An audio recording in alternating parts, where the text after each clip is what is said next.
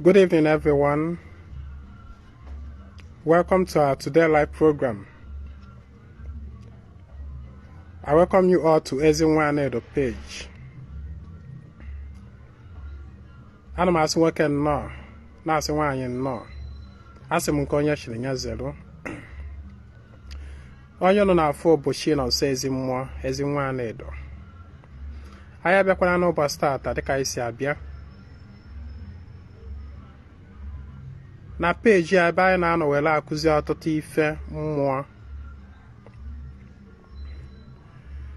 Biko dịka ị na-esonyere m na nkụzi a, kaba alụ ka ị na-eso na-agbasanya bụ ozi ka ọ na-erute mmadụ niile. Ya bụ isiokwu nji wee bịa taa.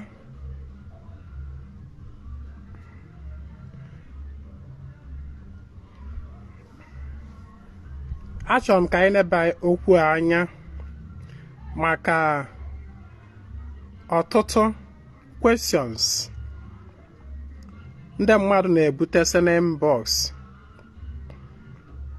Ọtụtụ ife ajụjụ,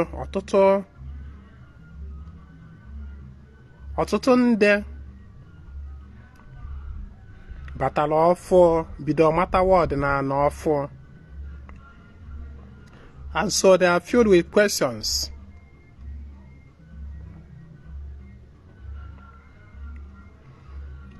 The caption I gave today's lecture, how to overcome wishes and evil eyes, and all those kind of negative forces, and also live a happier life.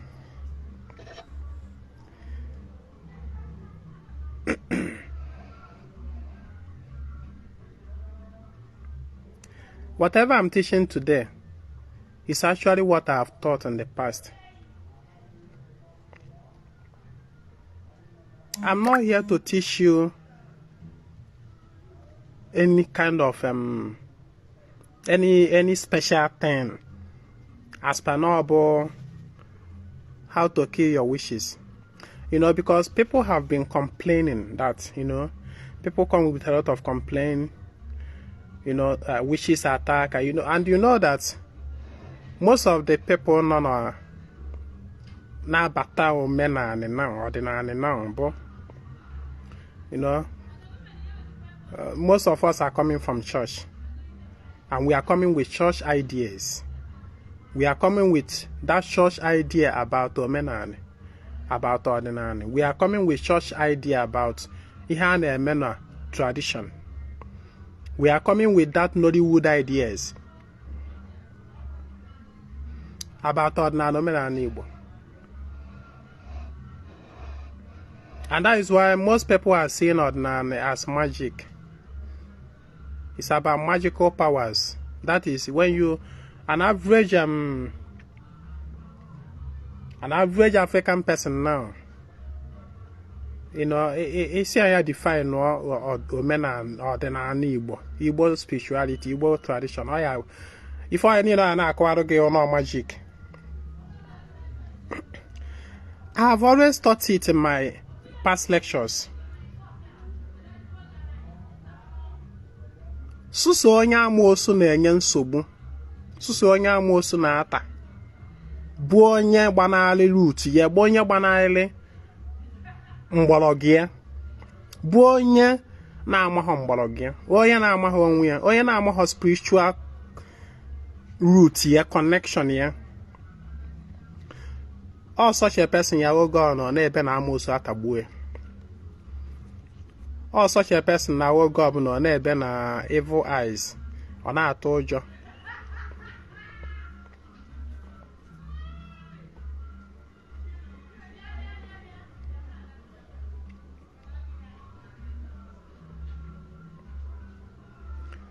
Cheta, as a human person living in this life, no one can ever promise you that your life will be totally free of problems. Excuse me.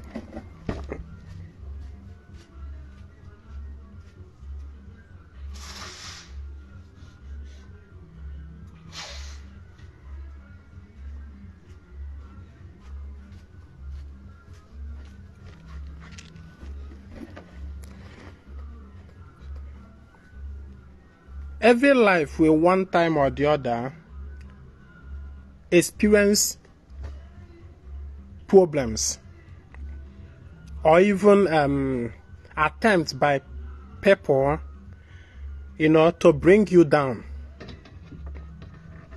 Attempt ka mkpọrọ ya.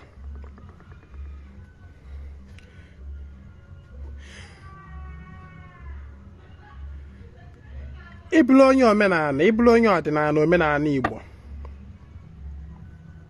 and you want to live happier life. Number one, mma agwa gị ya, stop seeing ife mmụọ or traditional things or ordinary things as magic. Ị ga-aghọta na nke mbụ, a life that is not well planned will always hit the rock. A life that is not well planned and ordered will always hit the rock. We always end up not achieving anything because you are not giving direction to your life.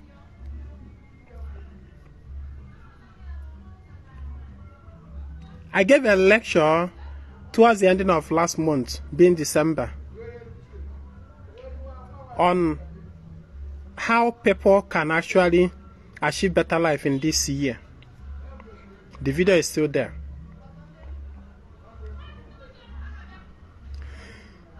Living a better life begins with planning. I want you that is listening to me, live your life mindless of anyone attacking you or anyone doing you any evil. I have always said it, nobody have the power to hurt you or do anything to you if you do not allow it. If you do not allow it, nobody have such power. Plan your life. If you are a business person, plan your life along with that business. If you are seek for growth in what you are doing. If you are into business, buying and selling, how well do you know the business? Before you don't blame when the witches and wizards, first of all, how well do you know that business? How good are you at what you are doing? What good plans do you have for your life? What good plans do you have? Are you living a life of no direction? Plan go down again. Kiri ihe na-eme and ọ na-adụ onye ọ nọ n'ụwa ka o nwee ihe eji wee mara ya. Ihe anyị eji wee mara gị bụ ife ga na-akwado gị ụzọ, bụ ife ga na-ewetara gị ego n'akpa gị. How can you not plan your life and then you are blaming witches and wizards? You are blaming evil eyes. Plan go down again. What are you good at? What are you good at? Do you have service that you render that people can actually pay for? Do you have product that you sell that people can patronize? Before you do blame when on the wishes and wizards not a village moment and ask yourself, get a service in a render. It the good at. You are good at it. Yeah, Jews as not the money. What is that? What product are you selling? I keep telling people, stop seeing ordinary as magical. It's not magical. Because we had over dependence on magic, Obola is unproductive. Your brain have become dormant, unproductive. You don't think of how to solve problems in life. There are many human problems here and there that you can actually key into, provide solution, and then you take off from there.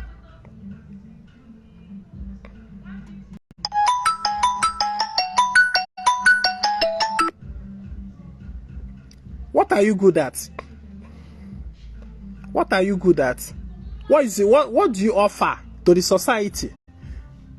What can you offer? Before you don't blame anybody or any spirit for being responsible for your misfortune.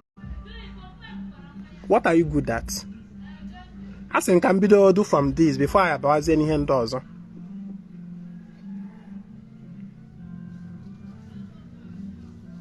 You can't be somebody that you are not known or good for anything, and yet you are blaming spirits, or you are blaming humans, or you are blaming witches and wizards.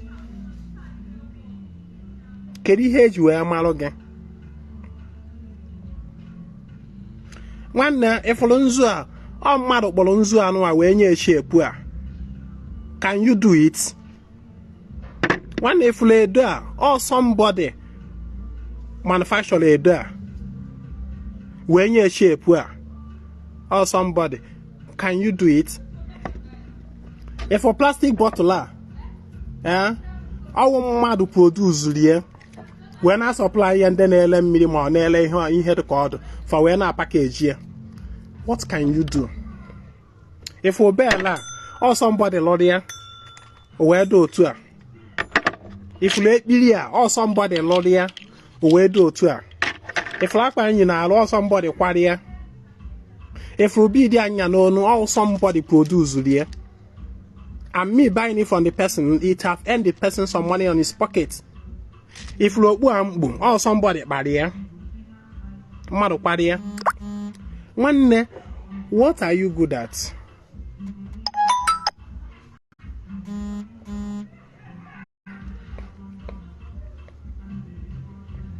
What are you good at? Ask yourself. Before you don't blame any wishes or wizard, before you don't blame when no one them milligram or now again.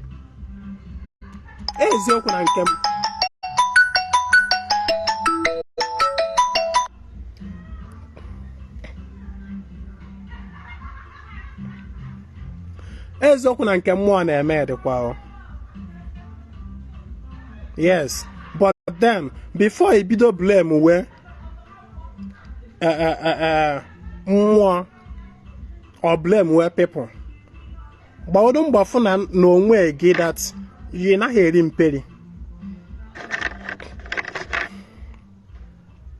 Okay, but why?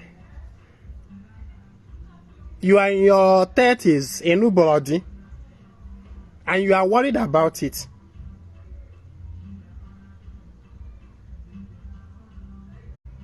Why? If you don't blame when them mini, blame when the wishes and wizard. You go down where Jojo. Does it mean that Nana came where he to put on no bow? Where are that your 30 something? That no about work baru more ghostly interest at marrying you. Why? Before you don't blame when them meeting more no chick more ndo to give more no wish not a village give you no bloody. You go down where have you actually made yourself marriageable? Have you made yourself marriageable? Some women are dwelling in unapproachable light more on the kuloku. You should want to go on why wife ya basala. Ebo why no leba ihe juru gini isi anu abo kedi ha body feminism. You are looking for a man to conquer. You are looking for a man that will submit to you. In this Africa and you are blaming witches and wizards and them making anybody. You are not serious.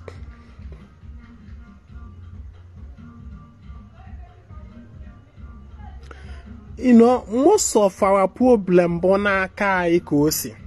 About most all of your problems signaka. Onwo he na eme bia no wow. Ekugo me yourself value. Nobody they do the other for this life. Nobody have the power to do you if you are not doing yourself. Ngwa boye batalo omenane. And then ihe digi nuche is about magic. Ihe digi nuche about magical way to make money. Ife dibia ga emelu ka ego suo. Ngwa boye batalo odinala omenane Igbo so ife digi na obolobo ife dibia ga agwo kechielu gi ka iwe nu adi.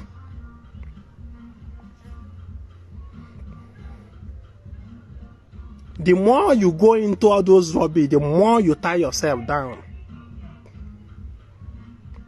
To free yourself, you have to begin from your mind, your mental state, your mental conditioning. Free yourself. Because I tell you that everything, we live in a mental universe, a mental world, everything mental. By your thought, by your thinking, you attract things to yourself. Even that wish that is doing you.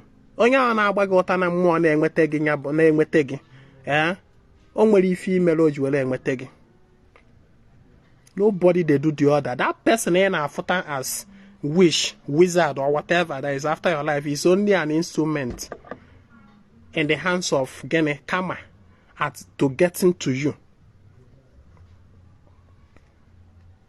If you don't have any loophole in your life, nobody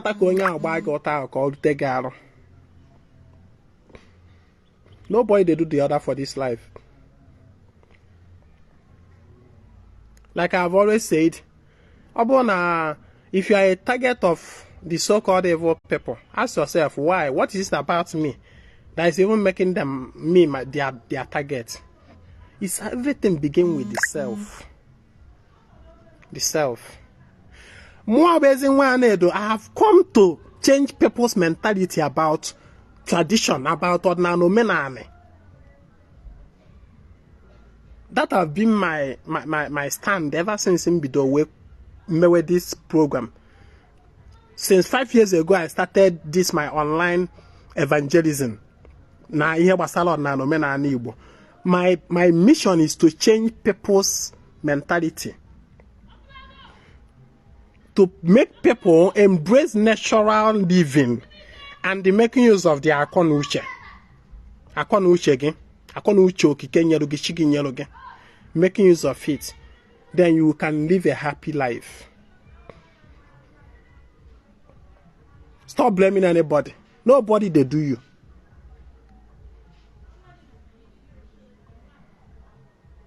Now, you know what I'm saying?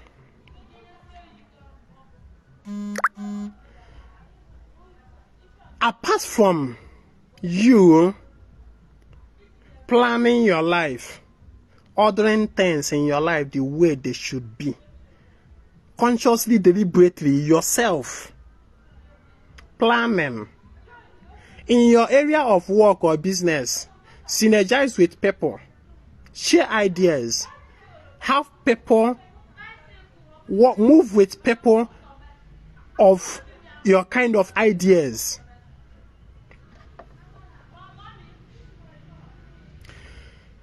Try to improve on yourself. Gather some ideas. Develop some etiquettes that are in line with your area of livelihood.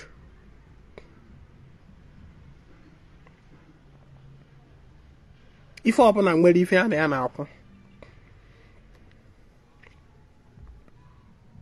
are you a teacher?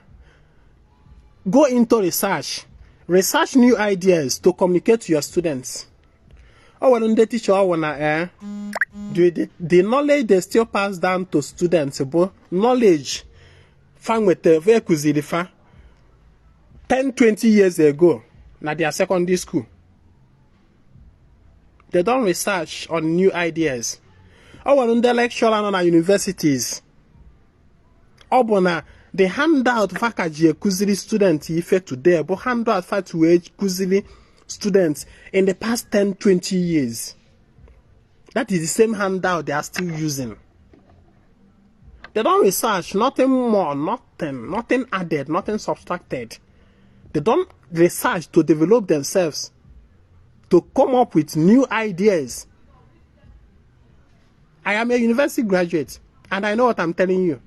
Always some lecturer that the handout they still give to students note during their own school days. That is what they are still using to impart on their students today. African education. If you develop on it, improve yourself in it. More and more is a teacher of tradition, of Igbo spirituality. I improve myself every day. That is why we make one topic last year or last month. If you check that teaching I give today that I have also given in the past, check the past and check that of today, you got a difference. There have been improvements, there have been new ideas, there have been new methodology that I have adopted. Improve yourself. Oh, when they how a product funny, you know, that's that product, the way it has here produced here 10 years ago, when it produced here today. No improvement, no research. On them companies that are into production, for example, have research team. And a research team that go into research on the current happenings and the need of the society in order to improve on their products. Excuse me.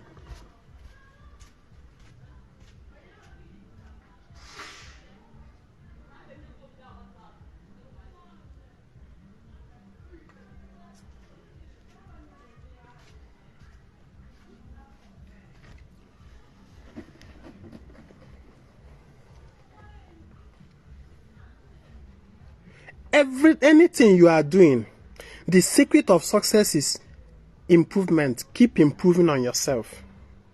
Nobody is asking you to be perfect, but at least make sure that your today is better than yesterday.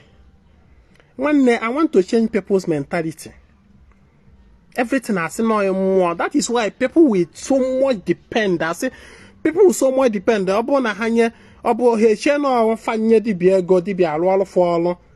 all will now automatically solve everything. All will now automatically arrange their life. That all will now automatically plan their life for them. All will now automatically give them the skill that they don't know. You have the power to change your life, your destiny. Yes, you have the power to. Make use of that power. You have the ability. Now, having said all this, another thing that makes people wander in lack, wander in so much difficulty, but their separation and disconnection from their roots. Their disconnection from their roots. If somebody were connected to roots here, I'm also near the person. You know, I'm also one issue. And evil I am any issue if I thought such language exists. I'm a mihenju where there na topic today. Can them mad wear butter? Because that is what their ear want to hear. Witches and wizards, bad eyes, evil forces. That is what people accumulate their mind with. And that is what they want to hear spiritualists talk about.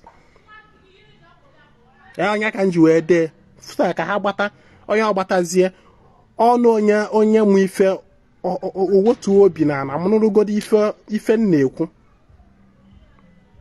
na ihe na-eme gị isi gị n'aka onwe onye na-eme gị na you dey do yourself. Ana m ekwuwe nsị as an Igbo person ngwa bụ onye ji manya rush isi not from church gba kiti ba na bedibia. Ihe chọrọ bụ dibia solve my problem. Ọkwa from this particular thing na ebe a ka your real problem na-ebido. Listen to what I said. I said ngewa bụ onye si from church. Ị na-ekperu Jesus all the while. Ị na-akụrụ Jesus aka all the while. Ogbo mbọsị ị nọkọtara kụọ ọrụ ndị ichie bụ ancestors gị aka ma ọ be nna gị ma arụsị be nna gị. Ogbo mbọsị ịkụrụ fa aka o. Kemgbe nne mụrụ gị, you have been clapping for Jesus. All of a sudden, you were la teta. You see from church here, about kiti every land you're running but I beg dibia. And ozugbo ị gbana dibia gbara m afa afa na-emelu m ife afa inye dibia ego dibia gbara afa wee si oke mgba aya enye ndị mmiri oke aya setụlụ ndị mmiri mgba aya akpọtụchi ga enye chi gị nri mgba aya emerụ gị agwụ mgba aya achọrọ gị aja nka mgba aya. Those languages the dibia na-asụ number one ọ na ya mahọdị ya. You don't even understand what is mean to settle in the middle. What is mean to settle? You got to have anything at all, but because na problem I feel you just want to free yourself. You just want to can men no just end there no. You go do ego je bilego. Dibia so okay. Nka anu abu 100,000, nka 200,000, nka 250,000, nka 50,000 all. Ije borrow ego ba inye dibia. Nwanne about your real problem na-ebido. Yes, that is when your real problem starts. Appeasing spirits that you don't know, appeasing spirits that you don't care, you don't even know anything about. Because of what? You want speedy end of your problems. About your real problem na-ebido. I like teaching people from my own experience. Mụ na-agba gị taa nwa bụ onye na-eme experience ọdịnala for the first time. Ọ naghị adị mma ibido your ordinary journey in the chambers of dibia. Hear this from me today. As I'm gini, you should not start your ordinary journey na be dibia. Morning boss dibia. Especially whereby the dibia iga na nkie bụ ka ọ gbarụ afa ọgbawarụ ya alụ and then inyewe ya ego ka ọlụba. Iwekwa ọrịa ike ije contact dibia. Your first journey, your first thing to do na ordinary bụ gịnị? Seek knowledge. See, in everything you are doing, say, even in your business, even in business, kedu ihe mere mmadụ ji eje agba boy? Ifo mmadụ nọ ọnụ ụbọchị urugbo ụmụnne m fa ndị gbachalụ boy, onwe ndị gbara boy 10 years, onwe ndị gbara boy 15 years. Kịta anụ a na-agbazi 7-5. Ifo mmadụ spend their years n'aka somebody. Why? To gain knowledge. Knowledge is the most important in everything you do. Get knowledge. Seek knowledge first. Before you rush, in anything you are doing, even our generation today, and they don't want it. They want fast lane. The next thing. The next minute after Kagwasi Onyanka, especially Omuai, Ocho na Quacha Yidi, Ocho na Bell, Balanaka, about the 1 million amazing madam button and the disturb in them midi.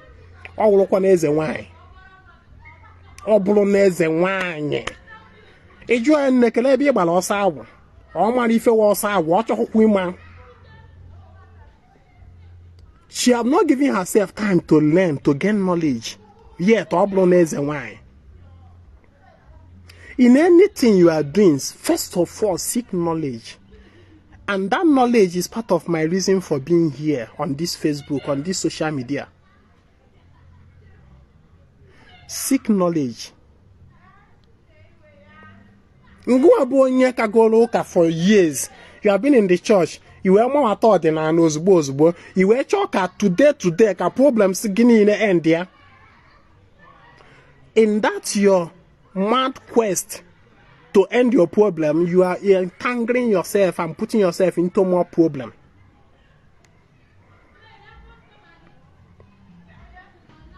And that's all problem, Nike.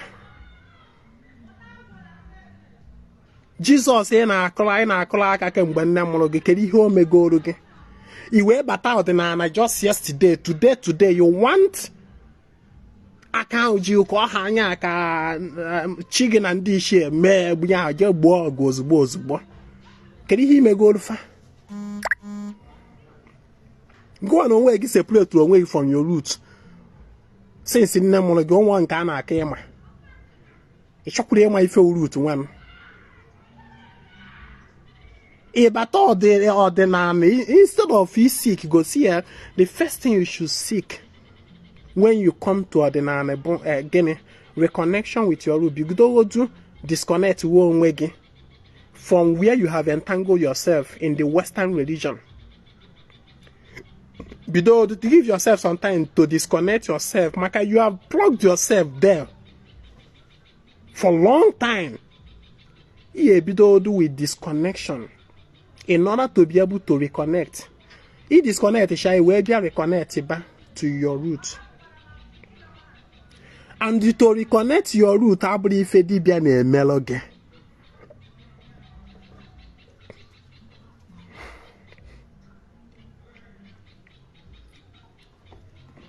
Excuse me.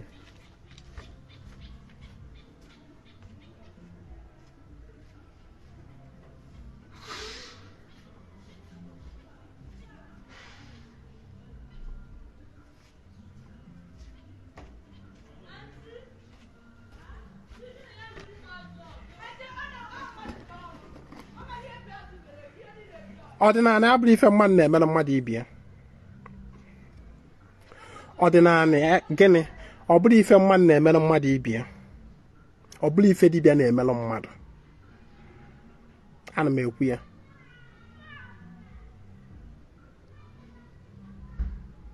The basic things you need to do in ọdịnala bụ ife ị ga-emere onwe gị.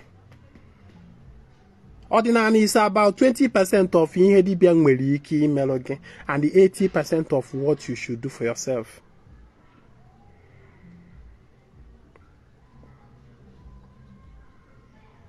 Ịma na-ekwu ife a na. Do you know that these teachings I give you, when ndị ọdụrụ obi mma? Because I know that yes, that the pocket of dibịa is growing is in your gullibility, in your ignorance. Dibia wee na-agwakwa gị okwu a mana ịma ihe nji ya na-ekuzi ife a obi a na-aka m because I was once in that your shoe. Ọ bụ na mụ nwere somebody like me in my days, in my own time, oge nka nọ the ignorant. Ọ bụ na nwere somebody like me that is speaking to me as I'm speaking to you now, I wouldn't have made so much mistake that I made. I am teaching you from my own experience. I learned my lesson hard ways. Igbo sịrị na ọ bụ ebe a na-adụ nwa ogbenye ọdụ. Nwa ọgaranya ọdụ ka nwa ogbenye na-amụ ife. Ịma mkpe nọ ntị n'ọlụ na osisi alụkpọ gị anya tupu ị bịa mara ife. Ka ya wee isi dụrụ onye ọzọ. I wee fụ otu o si wee dụ onye ahụ wee fụ ikwesịrị ịmụrụ akọ. Ọ bụla ntị na data isi adụọ gị. Maka o nwee ka ọ dụọ gị ma survive ya.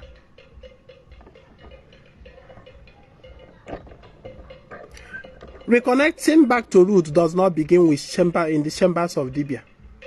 Iwe kwari ike ịgakwu dibia to seek knowledge. To seek knowledge direction. Iwe kwari ike ịgakwu dibia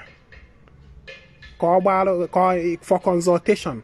And my dad people see, ịgba afa is not the only consultation service that dibias render. When you go to dibia, I keep saying it, pay the dibia for consultation. Share your problem with the dibia. Get his guidance. Nyanye ge ndụmọdụ, nyanye ge ntụziaka direction. It is not about a wafa. I keep saying this. Most of your problem and the ugly experiences with ordinary today is because of your too much demanding for the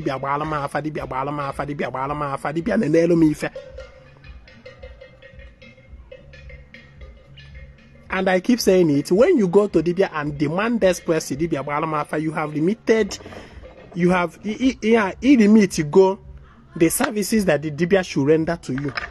You have limited it. Ijiga ka gwe choose o holo nke choro no just gba afa. Ka ife Dibia yeme, o chira afa ya owo, ife afa ekwulu ogba gi. O na afa se gi je pa ibu mmiri. O na afa ke se gi je nyechi gi nni.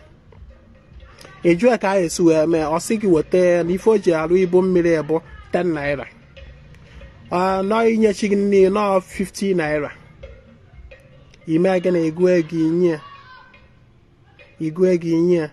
Number one, Imaho. What does it mean to appease in them Imaho? Kerunda undemiri when I know okay, Maho. Why you appease if Maho? You don't know anything, just him on a good egg when year, Lualomia. Damn, she. A money fell with she. And what do you do about injection in an injection in piece? You don't know, you don't even know the energy about it. You will like in here. But when you go to Dibia to seek general consultation,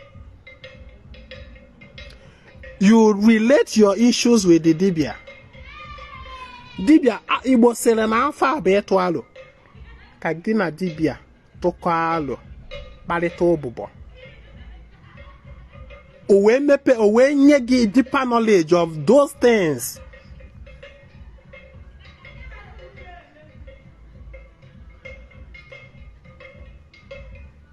I won't stop you from Igakwa be Dibia, ihe cholon Kadibia Yemeroga. Man, if you too much demand them balamafa is part of the confusion you are having today. When it comes to ordinary men and neighbor. All too much balamafa. Can many people today have fed different onyowa, up to 10 different onyowa. Fanye chi hanni tata, eshini na feje kwa be fafu kwa Dibia ozo na social media, bam fachia, inbox ya, Dibia bakwa afa. Dibia achire kwa afa, wa, sefa jenye chigini. Onye asị ya bọta enyere m Shimonne mbọsị eme kezi Dibia asị mba na onye nke anyị nyere nri na ọbụla chi gị nke nwanụ okeke ka ị nyere nri mba na ọwụ oke afọ ihe ya enye nri ime gị na ịkpakwa ụwa n'isi ịgụkwa gị nye onye kwaruwe oke afọ nri echi niile ife na-ebe na-ebe ifụkwa imepekwa Facebook fụkwa Dibia ọzọ ịchụkwa ya ozugbo ịgakwara ya n'inbox Dibia na-enekwalu m ife gbakwa afa Dibia agbakwa ọkpọkwa ọsị chi gị anyị enyekwa ya nri ị na-asị ya mana enye na m ọsị mba na oke afa anyị nyere nri na ọ bụrụkwa ya uchi gị nọ mgbe afọ nọ mgbe orie uchi gị igụkwa gị nye onyekwara uchi gị nri echi niile imepe Instagram ka ọ gịnị ka akpọrọ ya ịfụkwa Dibia ọzọ ịnọrọ ijụkwa ya n'inbox ya Dibia gbakwa afa si ya you are the ngwa ji aka gị wele ekpo ya onwe confusion n'isi. I keep telling people go to Dibia and they make the wrong request demand. Because one aspect of my teaching today in Choloka nga into before in Chefu. And may go about one reconnecting to his root. One reconnecting to his root. And my day that now the most basic thing I men or no men and a big gum more. Edgeware buying dog more. The most basic thing we do, not now no men and Igbo be gum more. And they got more belief in mother and melon mother, belief Dibia American. That is actually where your journey in all the Nana should begin. na nge nwa si church wee pụta problem ejuna gị isi here and there onya mere iji wee si church ma pụta maka na ife na church enye gị solution to those your problem ọkwa ya i wee si from church ma pụta i wee makpuo be dibia nwanne ka isi from church ma pụta the first thing you should do bụ gịnị begin to align, begin to recognize your spirit forces, begin to reconnect to them. Ọ bụrụ anyị gbalụ jewe ebe dibia bido chụba aja mara isi ya ịchụcha dị ndụ ọdịda esi n'ọdịnala ada arụ ọrụ because you are the one causing problem for yourself. The first thing you kwesịrị ime once you leave church bụ gịnị begin to recognize and reconnect to your spirit forces. Bịa kurugo na ha agawa Adam Business Life program o MSO na-abịa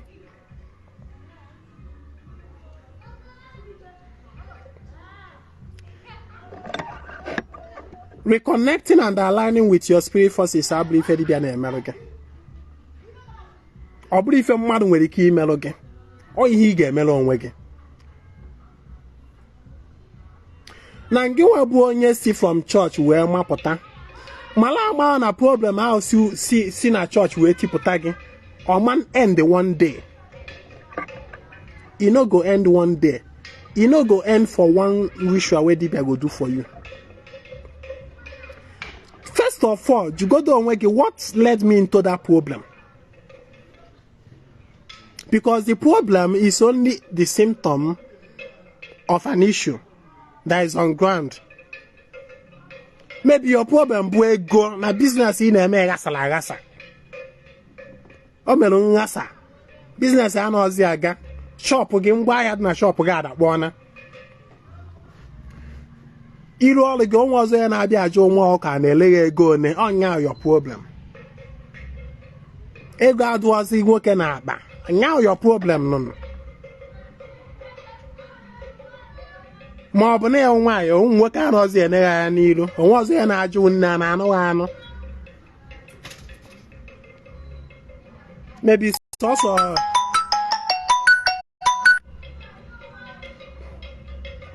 maybe asị ịbụ nwaanyị sọsọ nwoke na-abịaziri gị na ị na-afụ ị na-abịakwutezi gị ewu ndị nụgoro di nụgoro nwaanyị and ịchọghọfa ịchọ ọnụ ndị nụgoro nwaanyị.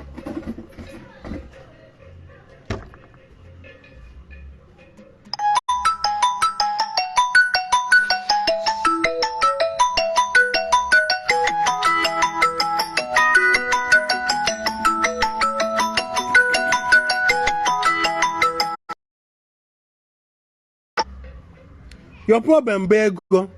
Your problem be relationship. Nwanne, that your problem, it will never disappear in one day. Just ihe ways you can na-agba gị the pure truth. No matter the promise dibịa na-eme gị na gị weta ego iwetala na ego ejekwarụ gị ibu mmiri n'ọdị ozugbo is a lie. Mụ na-agba gị is a lie. Ị ga-achụchanya ibu ị ga-achụchanya wa aja mmiri ahụ mechakwa ya nọrọkwarị nke weziokwu ka na-agba gị ị ga-anọkwarị maka na gịnị ife take long to develop will not just go one day. Go and reconnect yourself back to your roots. The first thing you should do as onye ọdịnala bụ gịnị gọba mmụọ gọba ọfọ. The basic thing ihe niile anyị na-eme n'ọdịnala omenala Igbo the summary of it all bụ gịnị ịgọ mmụọ. It is not about ije chụ aja dibịa meelụ m nka dibịa meelụ m nka. And let me tell you, dibịa is not the one connecting you or aligning you to your spirit forces. You are the one doing it yourself. That is why nji wee gwa ọnụ na nkụzi m gasị maka ndị na-esonye bụ m. Ọ bụrụ na dibịa akpacharụ gị ibu mmiri jecha perform ọrụ gị his dibịa duty na ndị mmiri gị agbara m gị after that ritual, that's appeasement, dibia omeruge. Kabazialo on your own. Subsequently, visit water on your own. Subsequently, visit water on your own, because it is through those your subsequent visit to water that will now begin to reconnect you and align you to them mirige. That is when the alignment is achieved by excellence. The alignment is not achieved by Ibuao. If I dibia jeje meruge na mmiri. Although nke dibia mero dekwa.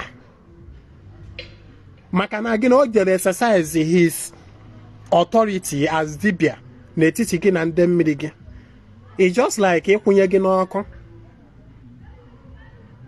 O werugo gị kọdụ gị kwụnye n'ọkụ ndị mmiri gị.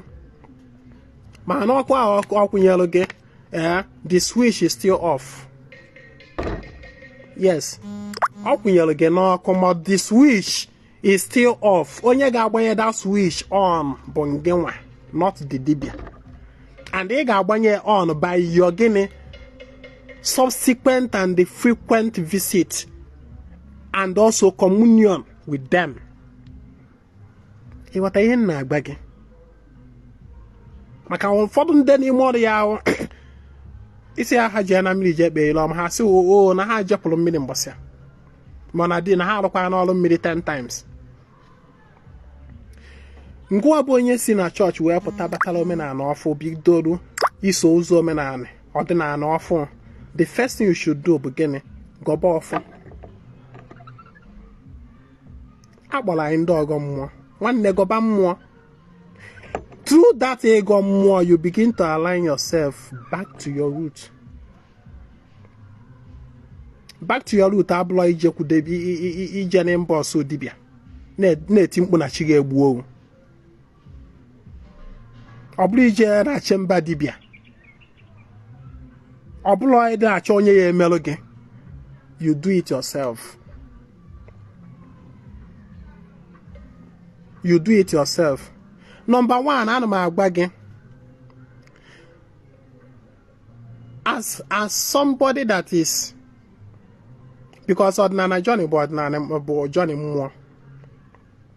First of all, like I've taught in my past videos, first of all, ka ị na-ebido ime ife mmụọ, there is importance for you to have an altar, a center of meeting between you and your spirit forces. Have an altar, a designated location, physical location, where you connect with your spirit forces. I know, o nwere ike ọ bụrụ na ebe ibi not just one room, and ibi na town, ị nọghọ be nna gị. What I'm telling you is that in that your one room, consciously and deliberately assign a particular location of that your room to your spirit forces. Begin with that first. A given location in your room, begin to assign it to your spirit forces. That your location in your room may be in a situation that when you sit there, you'll be facing your doorway out, or you'll be facing the east, the rising sun, the direction of the rising sun. Or in your two is where she have a designated place in your room. A big where I say that now this is where I will be meeting with my spirit forces. There is no special way to raise an altar. It is just that mental designation and assigning that na no where back come on as mezum ya nezu. Mgbe ọbụla ị chọrọ ịgba ha okwu ibulu oche gadi anọla ana. Ịgba ha okwu. Excuse me.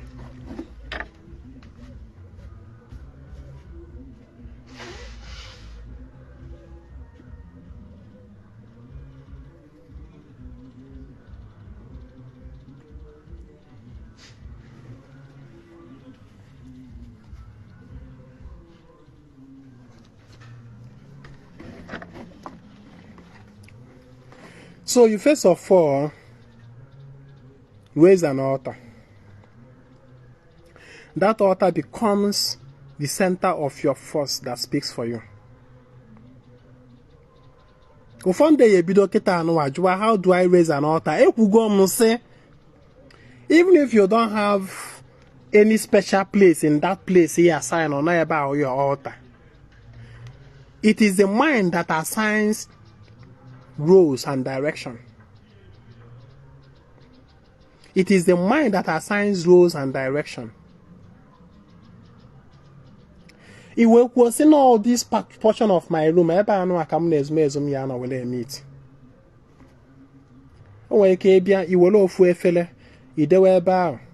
You will lose the tinny you will lay the tinny Mob you were there, maybe can't understand it. They were bow. Mgbe ọbụla ị chọrọ ka agụ na ezumezu ukwu okwu iwere ofu mkpụrụ kandụl mụnye ọkụ dị ma ọ mụnye incense dị iwere ochie nọla na ebe ahụ ịgbawachi gị nọrọ gị na ha ya okwu mmụọ na like ya inye ya a specific a defined position. Yes, I didn't say you should begin to patangbongbo and pajuo that place. I didn't say it to. Before Nebidojuam, what should be on my altar? I have told you that that's your mind that you used to know about no akamna hagane meet and he make here a point of contact with his mezuke. Mbon actually go off each okagana haku we guard the blow chanolana. Even if there is nothing there. You blow chanolana, they are gonna hana bankata. That is the first step you should make. Then, also we below that now, you should keep the altar charged every day. Keep the altar charged every day by getting daily communion with the spirit forces there. You what I hear? Maka no na da your daily communion ki yeju eme gini na achịkọta mmụọ niile so gị na achịkọta fa na agba ha okwu na achịkọta fa iwe bido na correct your errors and your past errors, your past separation from them. Ibido na correct ya, ibido na reconnect na unite with them. Ibido na akwụpụ onwe gị n'ọkụ from ebe ịkwụnye bụrụ onwe gị na church wee na akwụnyezi onwe gị n'ọkụ ebe ị kwesịrị ịnọ, that which is that your altar. You now begin to gather and build your forces. Onwegasịrị ihe Igbo ji agba mmụọ okwu. Onwegasịrị ihe Igbo ji agọ mmụọ. Onye mere nji wee garachi ihe niile ebe. Ọkwa nzu m na ebe ihe abụọ ọkwa nzu. This is ọkwa nzu. Ihe anụ I grinded my nzu here. Ya bụ nzu mgbere egwe. Ihe abụ edo. Although I have a clear nke a wee edo.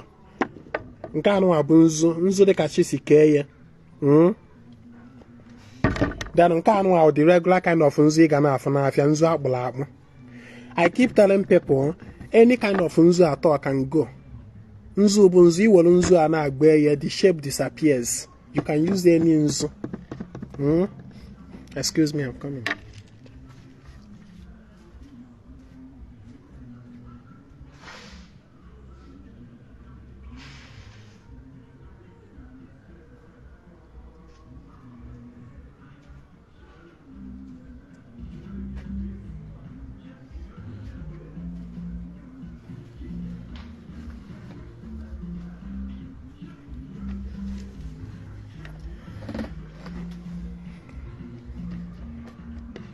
So on your altar, just have a plate, or if you can get oko, good, or you can get any plate at all, even the plate you used to eat, or you can go to market and get special plates that you keep on your altar. You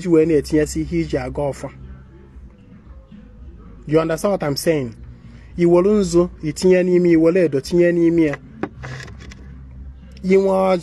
Oji ana-adụkwa n'ime ya. You just keep it there. Maybe they can understand. You know, and my dad like a mago for kamunya candle. The presence of fire there signifies life, liveliness. liveliness. When you see a candle burning somewhere, it shows that there is an activity going on there. Fire. The important thing not that candle, but that fire that is burning. That fire, oh yeah, the important thing. Candle is not ordinary. I'm not here to make that argument. The most important thing I want to seek in burning candle, but that fire. The fire that is burning. It's natural. That fire is natural. It's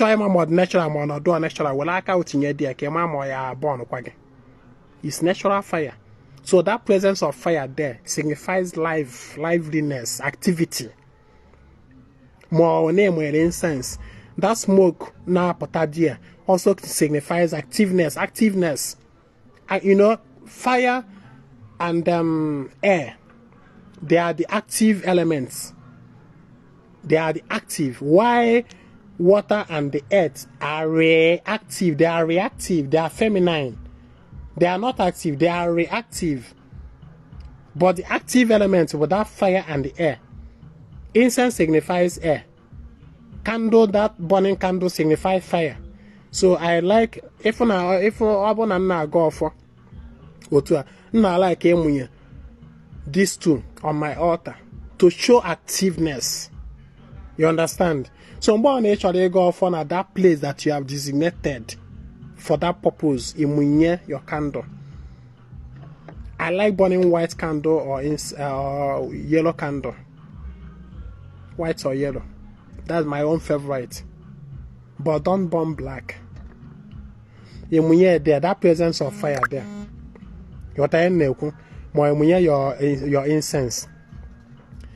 Then where all these things there, nzwe doni hendozo, aijago mwekuo soji. There. Let that place be treated holy. Even if it is in your room, and that portion of your room, just assign it and then make it holy.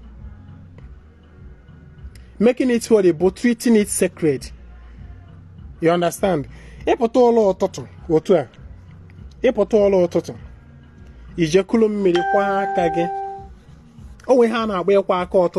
is a very, very important ritual. This is very, very important and very, very spiritually enriching. Many people are more the secret behind that. From bed, the first thing you do in the morning is to have contact with water. You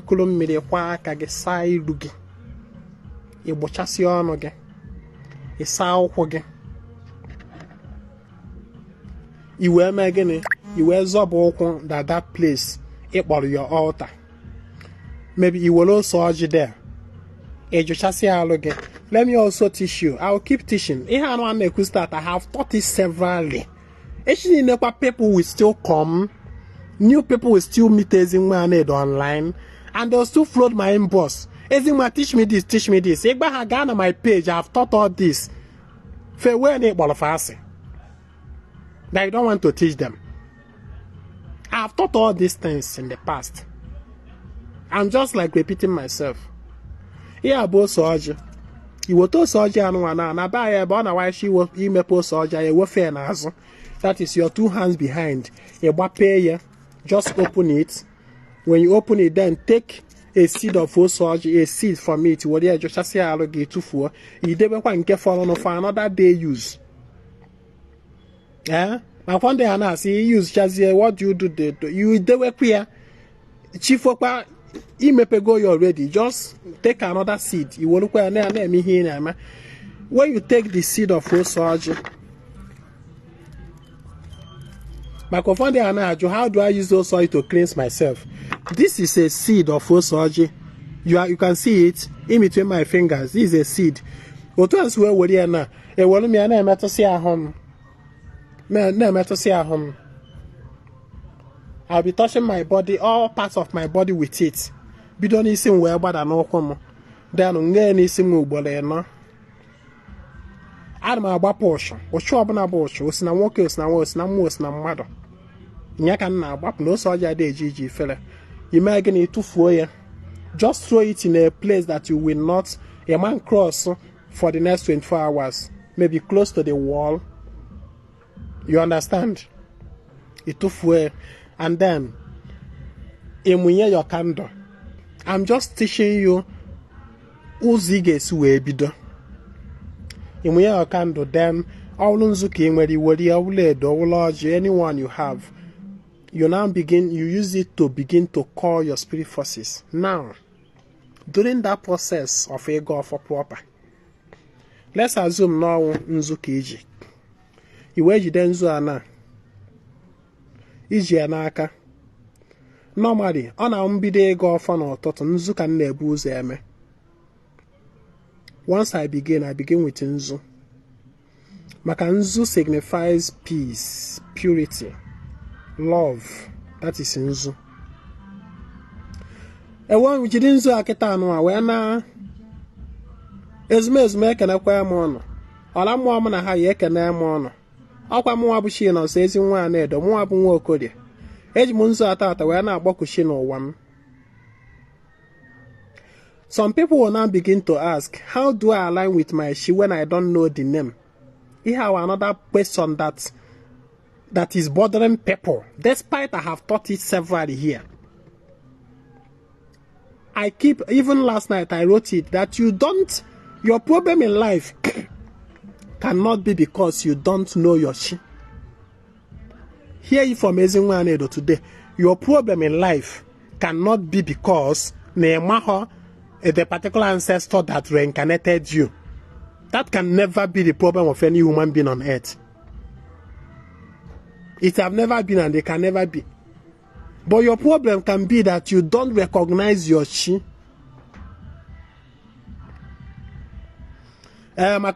For those living abroad, I'll still come to that. Please, I'm coming. I'm having...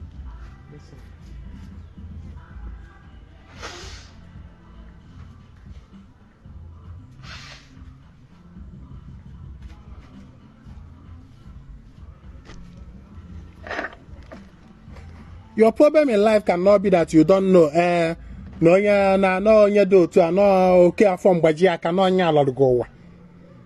That can never be your problem. And because now most of you want to hear this, to be told this, you make a lot of mistake. Then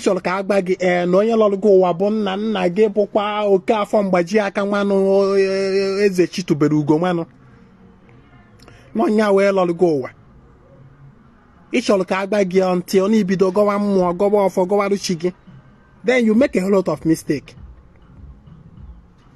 Because how sure are you that you can even ever know Onyelologo in this your lifetime? I have always told people, even if you don't know your chi, your name, you can use it to connect. I will keep mentioning my name at every point. Because Igbo say no na wakpo fire. Chi ya mege na aza. Akpo nya afia. Ngwa boye na ege m ntị.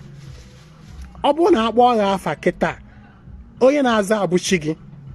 Nakwa mmụọ ndị chi gị bịawa ịza ọkpọrọ mmụọ niile ya na-eye.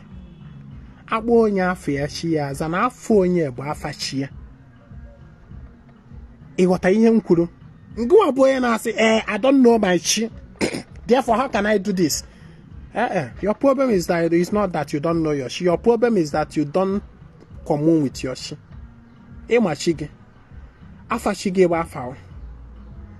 I use my name to connect to even my water people, my chi and all that. Once somebody from all my spirit forces Aza, they will be on alert. My name is the code to them. My name is the code to my ikunne, my maternal spirit, my ikunna, my ikunne. My name is the code to them. My name is the code to all the spirits in my father's land. Yes. So, it's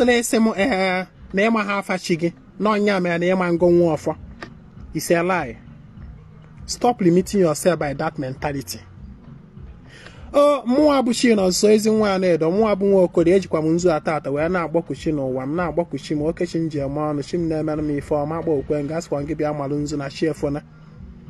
Agbakọọ m ndị agwụ m, agbakọọ m ndị ichie, agbakọọ m aja anị be nna m, agbakọọ m ụmụ ọkpụ na ụmụ ada be nna m, ndị inyom ndị agbakọọ m ọnụ, agbakọọ m anyanwụ na eze enu, agbakọọ m alụsị be nna m ogwu be nna m, agbakọọ ngị, agbakọọ m ndị otu mmiri ma ọla mụ na ha anyị na mmiri, agbakọọ m ọnụ, ndị otu eze nwoke, otu eze nwaanyị mmiri, ndị otu dara, ndị otu ejima, ndị otu ọgbanje na iyi ụwa, ọla mụ na ha anyị na mmiri, ọla mụ na ha anyị n'elu a na-agbakọkwa m ọnụ. Na mụ bụ Chinonso na-agbakọ n'ụbọchị tata sị ka ọnụ bịa malụ nzu. Agbakọọ m ndị ikwu nne m, alụsị ikwu nne m, ndị ichie ikwu nne m, agbakọọ m ọnụ, agbakọọ m ndị ikwu nna, agbakọọ m ndị ikwu nne nne, ọla wụrụ mmụọ na-emela ana ikwu nne m ife, ndị ikwu nna, ndị ikwu nne nna, agbakọọ m ọnụ sị ka ọnụ bịa malụ nzu. Na mụ bụ Chinonso na-agbakọ ụnụ tata wee sị ụnụ malụ nzu ka ọ dịrị m na mma. If you can see a connect, did you hear me mention any alụsị nne m? Maka some of you will now still be giving excuse. I don't know the name of alụsị ikwu nne m. Did you hear me mention any particular name? But I use my own name to connect to all. Na m na-agbakọ alụsị ikwu nne m. Even if you don't know yet the name of the alụsị, that's your name ịkpọrọ and the ikwu nne. It is already connected.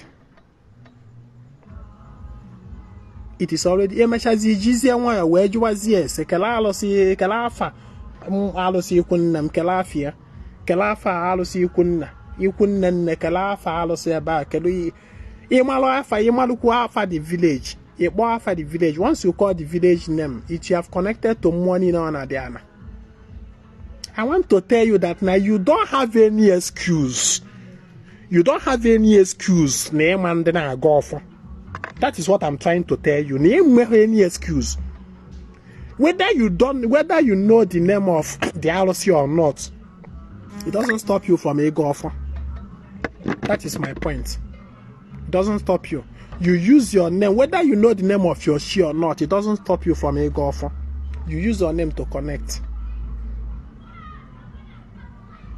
What I hear anything up in email, or whatever you would hear where you go. Now, for the sake of Ndena abroad, that will now be saying, we don't have access to Nzu, we don't have access to Edo, we don't have access to Oji, we don't have access to anything. Ngba, you will mmiri. Why did I say you use water? Can demonstrate with that in me. Let me get my gas cup.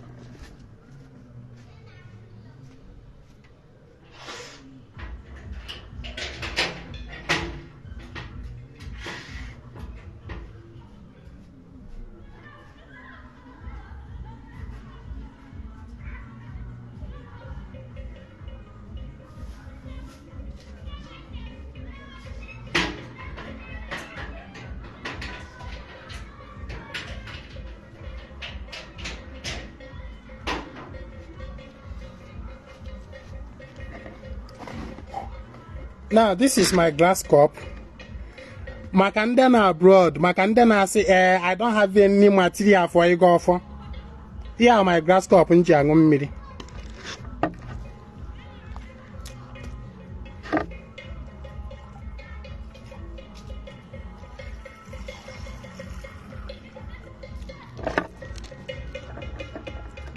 Aga na my water dispenser gbalụ mmiri. You know, ama ọnụ ndị na abroad, ndị obodo ebo, ndị nọ ebe ọkụ na-enwu n'elu. Na water dispenser ka nsi agbata mmiri na aṅụ ọkwa. Ije na water dispenser, itinye kọpụ gị, o mechaa ọgbajuo, gbalụ mmiri gị. Mmiri ọ na-aṅụ, nke ahụ mmiri na n'ime glass ya. Ewe m were ya wee nọrọ ebe ahụ nọ wele agbakwuchi m. Abụrụ m oche nọrọ ana. After ka m kwụsịrị agụ ụtụtụ were ose ọjị macha ogo na inweghị yes ị nwekwa ike sị na m enwere ose ọjị whereby you don't have ose ọjị mmiri anyị ji wee kwa aka saa iru gị doziekwa aka ụtụtụ is enough. Ewe m were kọpụ m wee gbalụ mmiri, ewe m nọrọ ana, ewe m kpọkuwe chi n'ọra mmụọ m na ha ya.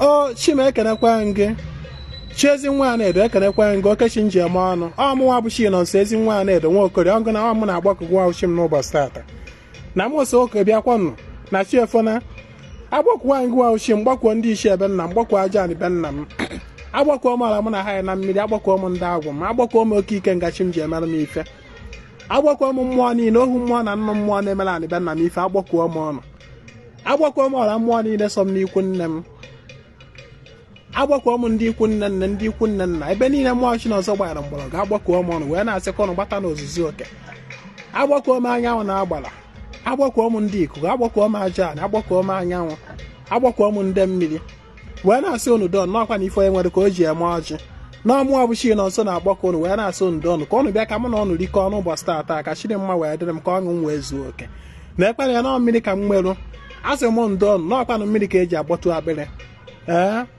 ịfụrụ ka m si ekwu ya mmiri ka eji agbọtụ akpịrị na mmiri bụ ife ọma na mmiri bụ awere na ụzọ mmiri adịghị echi echi mmiri adịghị enwe ilo mmiri ka m ji wee kpọọ n'iru tata mmiri ka m ji wee chụọ n'iru tata wee na-asị ka unu nyere m awele eji m mmiri anụ a wee na-ayọ ọnụ don wee sị ihe ọbụla bụ ihe na-acha ọkụ na-agba na ndụ m ka unu mee ka ọ dajụọ ọrụ m maka na ọ mmiri ka eji agbanye ihe dị ọkụ ịfụ ka otu m si akọnet ya even mmiri anyị ji aga ọfọ have much more meaning self that you can draw from to make declarations iwe kwuchacha asị mfa o do ife na-ekwu okwu ya na chi efokwana asị m ụbọchị tata nke m meri ya abịakwa ma nke eri m anya afụ m anya egwara m sị na nwoke ya afụ m n'anya nwaanyị ya afụ m n'anya m enweta ife ọma n'aka nwoke nweta n'aka nwaanyị na asị agha agba maka na asị agha agba m n'ụchụ ada agba mma ekwu mmiri adakwa na-enwe ilo mmiri ka m chere n'iru n'ụbọchị tata wee na-asị ka chiri mmadụ m ka ihe ọma merụ m weonu mmiri a wee wụchapụ ya aka ọjọọ ọbụla dị m n'ala ụcha ọbụla agbara agba site na ajọ echiche echere eche site na anya ọjọọ enere ene site n'aka ọjọọ atụrụ atụ n'ụzọ ọbụla esi wee gbanye wa ụchụ ahụ ka ụnụ wụchapụrụ m ya maka na ọ na-abụ ife si ka isi ebudo ya mmiri iferukwu unye wolu mmiri saa ya ọdọ ọcha na mụnwa bụ chi nọ nso Ezinwa Anaedo na-agbakọ ụnụ tata wee na-asị ka ụnụ dozie ndụ m mee ka ọ dịrị m na mma ịfụrụ ka m si ekwu ya ịfụrụ ka m si ekwu ya is there anything difficult here? Ewo m kwuchacha ya gudocha ihe niile a ewo m mee gịnị n'ebe ahụ m kpọrọ my altar ewo m gaa there ewo m a drop kpọm asị mfado onekwanụ nke ọnụ a drop let me as much as nke a drop na is on that place ị kpọrọ your altar is enough. maka ụfọdụ ya na-asị after doing it will I be pouring water in all my room? I didn't say you should flood your room with water. Just ebe anyị nọ ịkpọrọ your altar ị nọ wele aga ọfa yikwuchacha efri makpọm a drop on the floor there. A drop ya a drop within a space of 10 minutes ọ dry ya anala onwe ya. Ị drop alụfa nke ha ime gịnị ịnwa nke gị.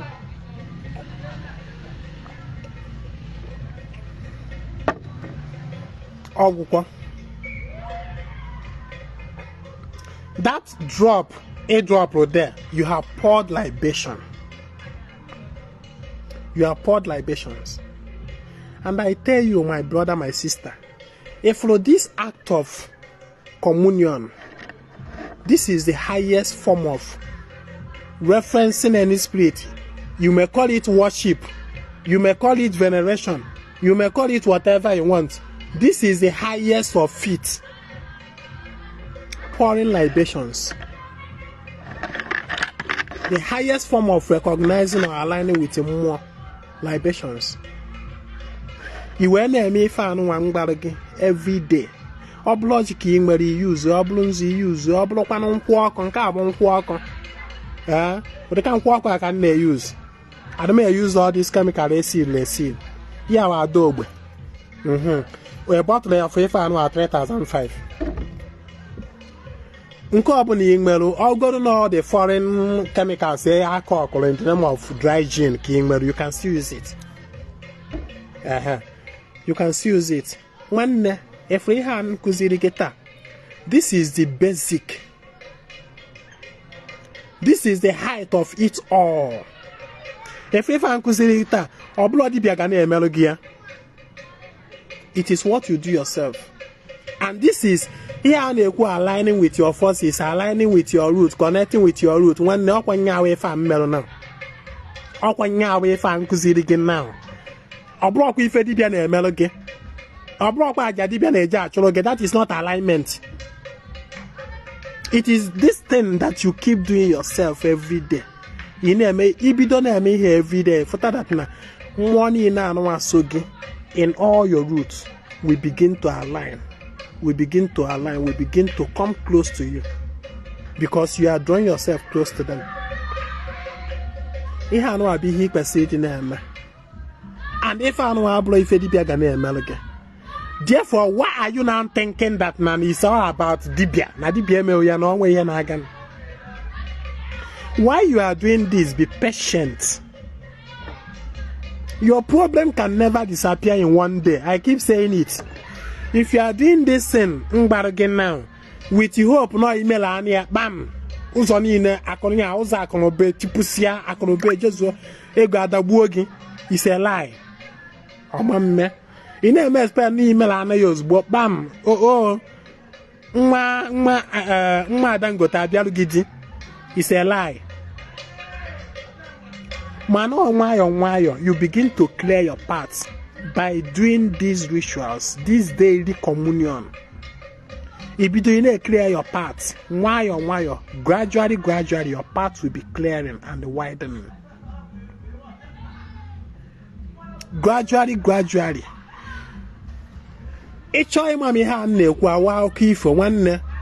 Engage in this kind of practice for the next 6 months. This is the highest form of transformation you can ever experience. And for this daily alignment, this daily communion, that is when you experience transformation that you can never experience in any form. Experience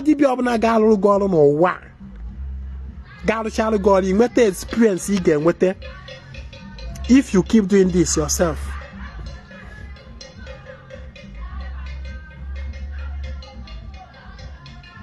Our problem is that we seek sharp solution. We want a born a meme. I shall watch sharp. Ijetia can a walk. Very soon, Nanibo. Very soon, Nanibo. Can walk unto your Nazon and Musiolu. Very soon, Nanibo. If for all that live by sham. All that live by sham, and they will begin to die. They will run away from Anibo because Anibo got Shawan. It had not gone very soon. No gas lazing. Take note of today's date. The worst thing you can ever do to yourself is to live by sham, by ogu. The worst thing you can ever do to yourself is to make your life dependent on ogu. Either for protection or for ego or for anything. Ani boy ebido chawu sipo no noko. Na iwu ndo ogom mo if I nkuzi that is the basic. Oh ihe juwe mali Igbo de if I nkuzi no. If I fed you the ancient spirituality of Igbo. And that is what nature is returning to. If you are only live by all the too lazy to align with his sheer and spirit forces. If lazy one day enough here, I won't dibia. For myself or anybody. One of them now, one of Winja Lolo, one of Winja Medibia. One of Winja Medibia, one of Fumble work and Bolun Yenana, Mobu Covenella, Mobu Kayo Memna. I am proud of it. I say it anywhere. Abamo no more the only Dibia. The only Dibia. That his body is free from all. Dibia oneke ya wata na Igbo kita anwa debie debefa examine ofa nwe ha ọgwụ dị ha n'ahụ aida nke lolu buru n'afọ hie ose na abụọ eji agba afa elo ya eburu ya n'afọ ma ọ bụ nke a karịrị n'ahụ adị m eji ose na abụọ agba afa yes ana m agba afa afa m na-agba natural afa that is why bịakwute m for afa wee na-afụta that na ife ị na-enejela anya your demand is about ose na abụọ kind of afa ogbo ma kind of afa asị gị no ma anaghị ego afa asị gị jekwuo onye ọzọ ihe na-agba natural afa onwe ofu mkpụrụ ọgwụ ọbụla m kaịrị onwe m n'ahụ for anything onwe ọka ịbịa be m agwụgide a na ka ịfụ ebe n'iwe niile ọgwụ ọbụla na be m onwe ọkwanụ ka ịbịa fụọ ọgwụ na nkoro ngwọrụ kowe n'iwe a onwe ọkwanụ ka ịbịa fụọ ọgwụ na ngwọrụ tino na ite ma ọ okuku na-elekwa. You never find it in my house. I am proud of it. I don't live by ọgwụ. I live by distance in the Kuzilon. Nothing more. Nothing more. So go on away get it too lazy. The only thing with Ezinwa Anaedo is that I follow this daily communion with Ezumezum. Now my highest organ, and I don't joke with it. I don't joke with it. I draw a lot of strength from it. I draw akonuche from it. Akonuche ejebindo. Foresight, vision, wisdom. I draw it from it because these are direct gift of spirits. As you keep communing with spirit and relating with them, the first thing that they will start giving you about that direction, proper direction, wisdom, foresight, vision. Akonuche, amamife zulo kenwata. They will begin to give it to you. You begin to see your life transforming. Certain things that you never thought you can ever do before, you start doing them. You see your life transforming for better. I don't joke with it. You can actually do without all. And despite all this thing, massing in a more ego jula account, man, I go out agum, and all man gonna turn. I don't live by any ogu. Ogu more be more either go either bam more with actually more aja. And why you do all this thing from time to time too, engage on blood. Chunyeru shigaja boru shigano. Ogo niema mewe no mwegi, then let that be where Dibia should come in to do it for you. Why you practice this daily, things, communion with by yourself, occasionally, Tinyeru Dibia go see anya nyeru shigini. Nya melu gi for about waafage, nya waafage boru shigano. Itinyeru go me from time to time. Why you keep on daily doing these ones on now? Doing them every day. Onya ihe mgbalo na ife dibia emere no na nomenal Igbo anu ad very small. Na itinyere ya ego esi anyere uchi gị like I do for people. Mmadụ ne ka nyere uchi ha ni tata na bem. Many of them. Most of them which are then abroad. Iwata ka ha no na-eme their own. Duka otu nsi ekuzi. Fan on of send alụ ego. Si mo Ezinwa melu chimi ife ọbala. O wende na send ego si mgboru chife ewu. Ụfọdụ send ego si mgboru chife ebunu. Ụfọdụ send ego si mgboru chife ọkụkọ. One of the people in the today say mgboru chi oke na nne ọkụkọ. And I keep doing it for people. So the Dibia's own efforts coupled with their own. Bami feme na iru all of farm and then aganiru. But the problem was most people about that they want Dibia to do everything. Dibia just do Dibia go on there. Can just go mewelu mia kanjela lo bola. That is what people want. That's what people want. And that is where the problem lies. I can acquire more no them. And when you have followed Kayekuzi, Okay, after my akwa na table, and it is for something. Then why you do all these things occasionally also? Wala akwa, where's the more iwe? Wala akwa, where jucha onwegi, juposia, ihojo, and the bamu okwu nije wale eze iwe. Imecha ime again a piawaya. Mana most of you now abroad Ghana say that they can't do it. Then you may go down one baloge. Those of you now abroad are finding it difficult to practice certain things. Do the ones you can, and then pay dibia to do the rest that you cannot. Yes, to help yourself. My go on in Nigeria that you can, do certain things. Then go on. Oh, I think I have tried.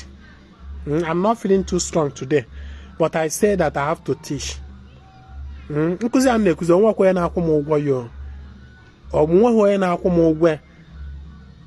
Facebook from there.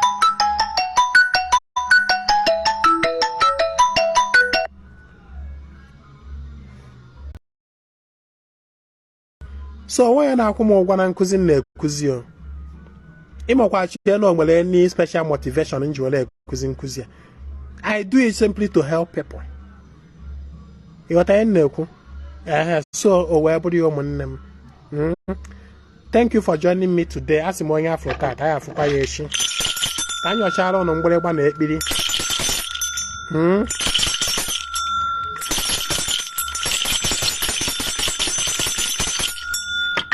So thank you for joining me today. My name is Ezinwa Anaedo. I come for the total restoration of ordinary Igbo.